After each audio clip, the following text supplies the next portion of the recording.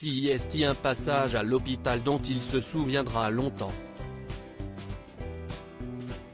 Invité dans C'est à vous ce mercredi 24 mars pour présenter son autobiographie William parue le 3 mars dernier, William Sheller a livré de tristes confidences sur la maladie qui l'a contraint à mettre un terme à sa carrière musicale. En 2016, l'interprète d'un homme heureux, décidait de tout lâcher et de disparaître des médias alors qu'il souffrait d'un terrible burn-out qui n'a fait que s'empirer.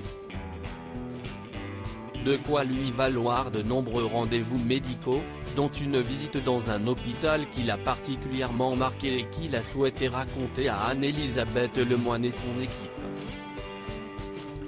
Le chanteur s'est souvenu qu'une fois dans les couloirs d'un hôpital alors qu'il était bouffi par la cortisone, il a été confondu avec une autre personnalité. Décédé quelques mois plus tôt, il y avait un gentil infirmier qui m'a dit « Est-ce que je pourrais vous demander quelque chose? Vous ne seriez pas Jean-Pierre Coff ?» Alors là j'ai dit « Non, il nous a quittés il y a quelques mois », a confié William Sheller. Une anecdote aussi surprenante qu'embarrassante qui a beaucoup fait rire les chroniqueurs du talk-show de France 5. La maladie l'a changé, une façon pour William Sheller de détendre un peu l'atmosphère sur le plateau avec un trait d'humour tandis qu'il était en train d'évoquer une période de sa vie particulièrement triste.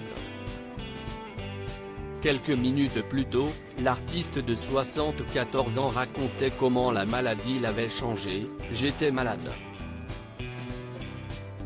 C'était un vrai burn-out. CIST à dire que ça attaque le corps, ça attaque le cœur et puis des traitements qui ne sont pas adaptés et puis ça attaque la thyroïde, ça attaque les yeux, ça attaque la tête et on gonfle à cause de la cortisone. » CIST donc à cause de tout cela, pour éviter les questions indiscrètes et les regards malveillants sur son physique qui avait changé, qu'il a préféré tirer sa révérence. Une période qu'il décrit comme une mort initiatique. S'il avoue avoir réussi à s'en sortir grâce à un médecin qui lui a sauvé la vie, il a également été forcé de constater qu'il n'était plus le même homme.